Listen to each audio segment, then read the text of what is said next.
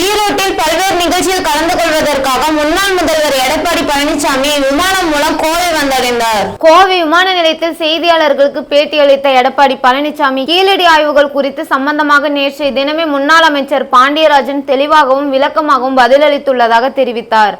ஜெயலலிதா இருக்கின்ற பொழுது என்னென்ன நடவடிக்கைகள் எடுக்கப்பட்டது, அவரது மறைவிற்கு பிறகு அவருடைய அரசு எவ்வாறெல்லாம் ஈடுபட்டது என நேற்றைய தினமே தெரிவிக்கப்பட்டுவிட்டது என கூறினார். முருகர் பக்தர் மாநாட்டிற்கு அனுமதி சீட்டு ரத்து செய்யப்பட்டது குறித்தான கேள்விக்கு பதிலளித்த அவர், ஒவ்வொரு அமைப்பும் அவரவர் விரும்புகின்ற தெய்வங்களை வழிபடுவது ஜனநாயகத்தின் உரிமை என்றும், அந்த அடிப்படையில் ஜனநாயக நாட்டில் அவரவர் விரும்புகின்ற கடவுள்களை வழிபட இந்த மாநாட்டின் அந்த அமைப்பை சேர்ந்தவர்கள் நடத்துகிறார்கள் என்றும், அந்த முருக பக்தர் மாநாட்டிற்கு வாழ்த்துக்கள் என்றும் தெரிவித்தார். ஆங்கிலம் பேசுபவர்கள் வெட்கப்படும் காலம் வரும் என்று அமித்ஷா பேசியது குறித்தான கேள்விக்கு பதிலளித்த அவர், அமித்ஷா அவருடைய கருத்துக்களை தெரிவித்துள்ளார் என்றும், அதே சமயம் அனைவருக்கும் அவரவர் தாய்மொழி முக்கியம் என்று குறிப்பிட்டுள்ளதாகவும், தாய்மொழிக்கு கொடுக்கின்ற முக்கியத்துவத்தை விட ஆங்கிலத்திற்கு அதிக முக்கியத்துவம் கொடுக்கப்படுகிறது என்ற அடிப்படையில் தான் அவர் அந்த கருத்தை தெரிவித்துள்ளதாக கூறினார்.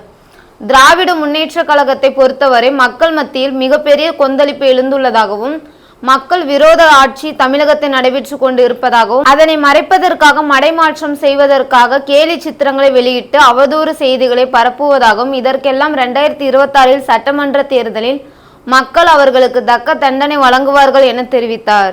யோகாசனம் என்பது உடல் ஆரோக்கியத்திற்கு மிக முக்கியமான ஒன்று. அதனை பிரதமர் முன்னின்று நடத்துகிறார். அதற்கு வாழ்த்துக்கள் என தெரிவித்து சென்றார். அம்மா இருக்கின்ற பொழுது என்னென்ன நடவடிக்கை எடுத்தாங்க, அம்மா மறைவுக்கு பிறகு அம்மாவுடைய அரசு கீழடி அகழ்வு ஆய்வு ஆராய்ச்சியில் எப்படியெல்லாம் ஈடுபடுத்தப்பட்டது என்ற விளக்கத்தை நேற்றைய தினமே தெரிவிக்கப்பட்டு பத்திரிகையிலும் செய்தி வந்துவிட்டது, ஊடகத்திலும் செய்தி வந்தது. மடைமாற்றம் செய்வதற்காக இப்படி கேலி சித்திரங்களை வெளியிடுவது, அவதூறு செய்திகளை வெளியிடுவது வாடிக்கையாக கொண்டே இருக்கின்றார்கள். இதற்கெல்லாம் 2026 சட்டமன்ற தேர்தலிலே மக்கள் அவர்களுக்கு தக்க தண்டனை வழங்குவார். ஒரு மிகவே முக்கியமானது, உடல் ஆரோக்கியத்திற்கு மிக மிக அவசியமானது. அதை பாரத பிரதமர் அவர்கள் முன்னிருந்து நடத்துகிறார்.